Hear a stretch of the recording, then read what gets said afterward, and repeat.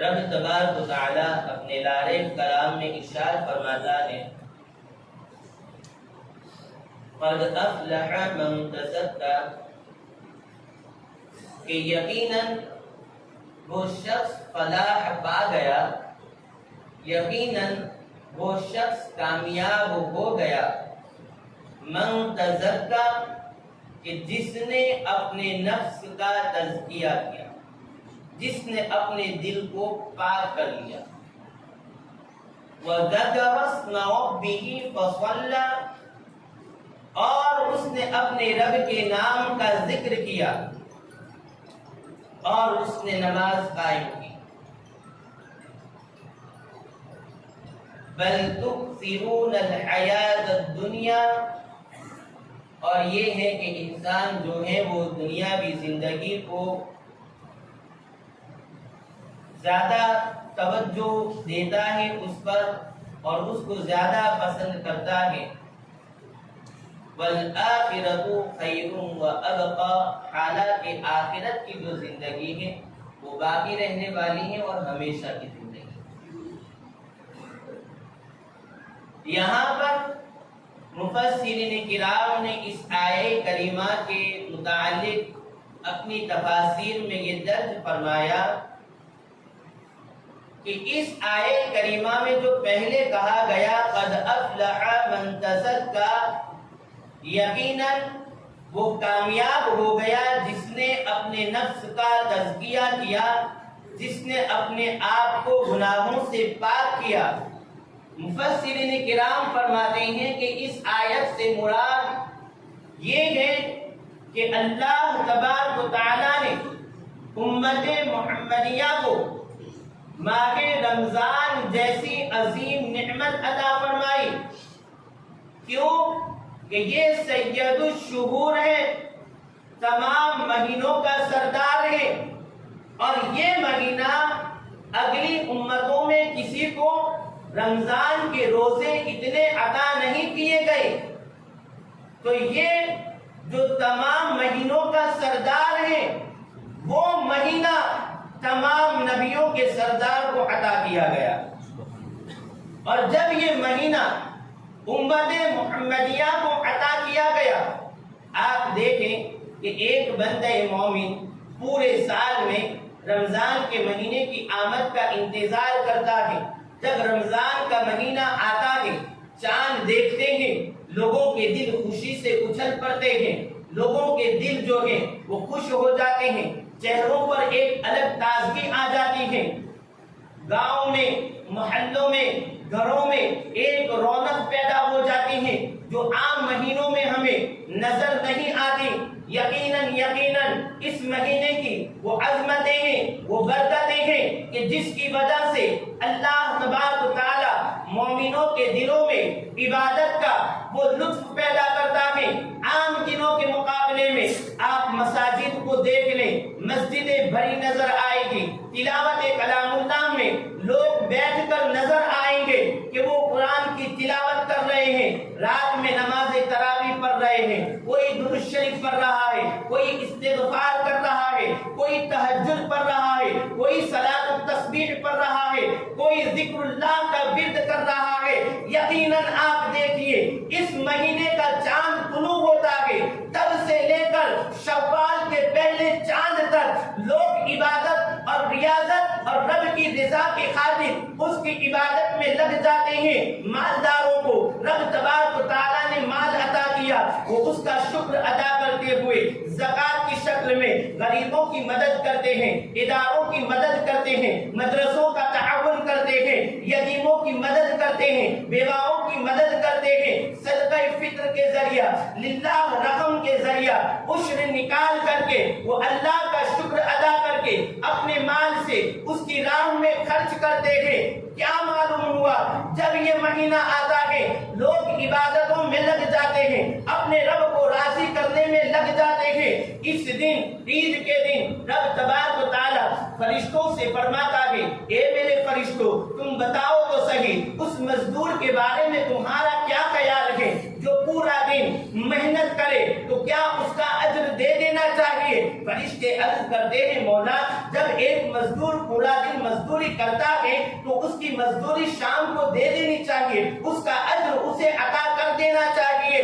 اللہ تعالیٰ فرشتوں سے فرماتا ہے اے میرے فرشتوں تم گواہ ہو جاؤ، آج عید کا دن ہے، یہ میرے بندوں نے پورا مہینہ روزہ رکھا، نماز تراویح ادا کی، میری رضا کی خاطر انہوں نے استغفار کیا، درود پڑھا، کلمہ طیبہ کیا، عبادتیں کی، تہجد پڑھی، صلاۃ التسبیح پڑھی، میری رضا کی خاطر انہوں نے اپنے مال سے میری راہ میں خرچ کیا۔ آج عید کا دن ہے، انہوں نے پورا مہینہ میری رضا کی خاطر مزدوری کی ہے، آج انہیں ان کا اجر دینے کا دن ہے۔ اے میرے فرشتوں تم گواہ ہو جاؤ، آج عید کا دن ہے، میں نے اپنے ان بندوں کو جنہوں نے رمضان میں عبادتیں کی میری رضا کے خاطر آج میں نے ان کی مغفرت فرما دی ہے۔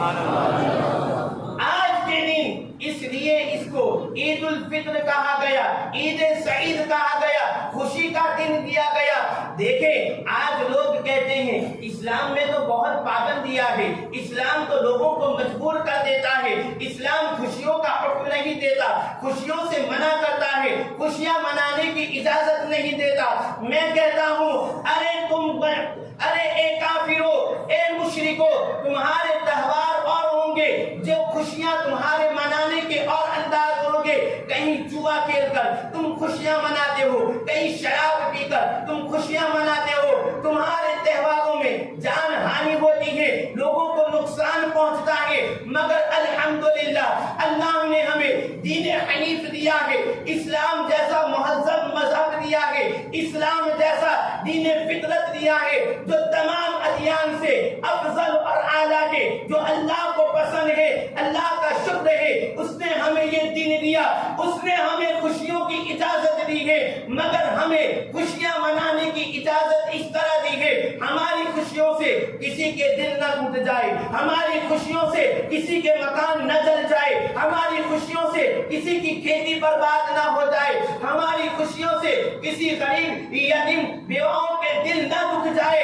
ہماری خوشیوں سے کسی کو نقصان نہ پہنچ جائے، ہماری خوشیوں میں فضول خرچی نہ ہو۔ کہا گیا تم خوشیاں مناؤ، نئے لباس پہنو، اچھے کپڑے پہنو، لوگوں سے خوشی سے گلے ملو، اچھے اچھے کھانے بناؤ، لوگوں کو دعوت کھلاؤ، اپنے روٹے ہوئے بھائیوں بہنوں رشتہ دار عزیز و اقارب کو مناؤ۔ اس دن خوشی اس طرح مناؤ کہ تمہارا رب راضی ہو جائے۔ خوشی کس طرح مسلمان مناتا ہے؟ اور دن ہے جو دن والے خوشیوں میں گناہ کماتے ہیں، مگر اسلام کہتا ہے عید کا دن ہے، قد افلح من تزکا۔ ایک کوئی کام رمضان میں مسلمانوں نے عبادت کے ذریعہ اپنے دل کو پاک کر لیا، مگر عید کا دن آیا، رب فرماتا ہے وَذَكَرَ اسْمَ رَبِّهِ فَصَلَّى۔ عید کے دن بھی مسلمان کی یہ کیفیت ہوتی ہے کہ وہ مسجد میں آتا ہے، اللہ کا ذکر کرتا ہے، اپنی پیشانی کو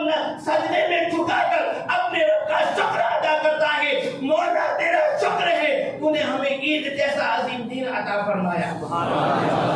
ہم تو اس دن بھی اپنے رب کو نہیں بھولتے، مسجد میں آ کر اس کی بارگاہ میں سجدہ ریز ہوتے ہیں، اسے خوش کرتے ہیں، وہ خوش ہوتا ہے، ہماری بخشش فرما دیتا ہے۔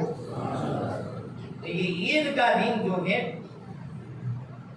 اللہ نے ہمیں اتنا عظیم دن عطا فرمایا ہے، اور اس میں اعتدال ضروری ہے۔ خوشیاں منائیں۔ ایک وقت تھا، شاید میرا اس وقت بچپنا تھا، ہم دیکھتے تھے اس وقت پرائیویٹ گاڑیاں اتنی زیادہ لوگوں کے پاس نہیں تھی، تو یہ 9 ساڑھے 9 10 بجے کے قریب بسیں آیا کرتی تھی گاؤں میں، تو لوگوں کا آنا جانا بھروچ وغیرہ ان بسوں سے ہی ہوتا ہے۔ میں نے خود اپنی آنکھوں سے دیکھا ہے کہ ایک وقت تھا کہ ہمارے نوجوان عید کے دن آپ کو تھیٹر ہی میں ملتے تھے، کوئی بھی پکچر ریلیز ہو تو یہ شیطان لوگ بیٹھے ہوئے ہیں، اور اتفاق سے ہمارے مسلمان ان کو اپنا بھائی سمجھتے ہیں کہ وہ ہمارے مسلمان بھائی ہیں، تو وہ تو یہ سمجھتے ہوں گے کہ ان کا پکچر دیکھیں گے تو ان کی کمائی بڑھے گی تو ہمیں ثواب ملے گا، مدد کر رہے ہیں ان کی۔ قرآن میں یہ بھی فرمایا تعاونوا علی الاثم والعدوان وتعاونوا علی البر والتقوی، گناہ کے کام میں کسی کی مدد مت کرو، نیکی کے کام میں مدد کرو۔ مگر اب وہ ماحول جو ہے وہ بدل گیا ہے، کچھ ہوں گے ایسے تو آج کے دن بھی کھیتوں میں جائیں گے، میں التماس کروں گا کہ خدا کے واسطے عید کا دن تمہیں اس لیے نہیں دیا گیا کہ تم گناہ کرنے کے لیے سنیما ہال میں جاؤ اور پکچر دیکھو، آج نہیں بلکہ کسی دن بھی ہمیں نہیں جانا چاہیے، ان خرافات سے ہمیں بچنا چاہیے۔ یہ عید کے دن ان شیطانوں کی جو فلمیں ریلیز ہوتی ہیں اور زیادہ کمائی کرتی ہیں تو کن کے پیسوں سے؟ ظاہر سی بات ہے کہ مسلمان ہی جائیں گے عید کے دن خوشیاں منانے، اس لیے میری گزارش ہے کہ خوشیاں اس طرح نہ منائیں۔ آپ نے عبادتیں کی، اس کی گارنٹی کیا ہے کہ اللہ نے قبول ہی کر لی ہے؟ مگر علماء کرام نے اس کی نشانیاں بیان فرمائی۔ یہ تو رب کا معاملہ اور بندے کا معاملہ ہے، بندہ عبادت کرتا ہے، قبول کرنا نہ کرنا یہ اس کریم پروردگار کے دست قدرت میں ہے، وہ چاہے تو اپنے فضل سے بے حساب آپ کو اس کا بدلہ عطا فرمائے۔ نیکی آپ کی قبول ہوئی، اس کی سب سے بڑی نشانی یہ ہے کہ آپ گناہوں کو ترک کریں، یعنی بندہ پھر سے وہ گناہ کی طرف نہ جائے۔ اور یہ رمضان کا مہینہ پریکٹیکلی ہم کو جو دیا گیا، یقیناً شیطان کا جو ایک بڑا دخل ہوتا ہے، آپ دیکھتے ہوں گے کہ رمضان میں مسجدیں کتنی ہری بھری نظر آتی ہیں۔ تو یہاں تو ہمیں ایک چیز پتہ چلتی ہے کہ شیطان کے وار سے جو لوگ بچ جاتے ہیں وہ رمضان میں مسجدوں میں آتے ہیں، عبادتیں کرتے ہیں، پورا مہینہ وہ لوگ جو ہے اچھے طریقے سے رہتے ہیں، عبادت وغیرہ کرتے ہیں۔ مگر یہ جو پریکٹیکل آپ نے اپنے رب کو راضی کرنے کے لیے پورا مہینہ عبادتیں کی، بعد رمضان بھی اگر آپ اس پر مستقیم رہیں، آپ استقامت آپ کی رہی اس پر، سمجھیں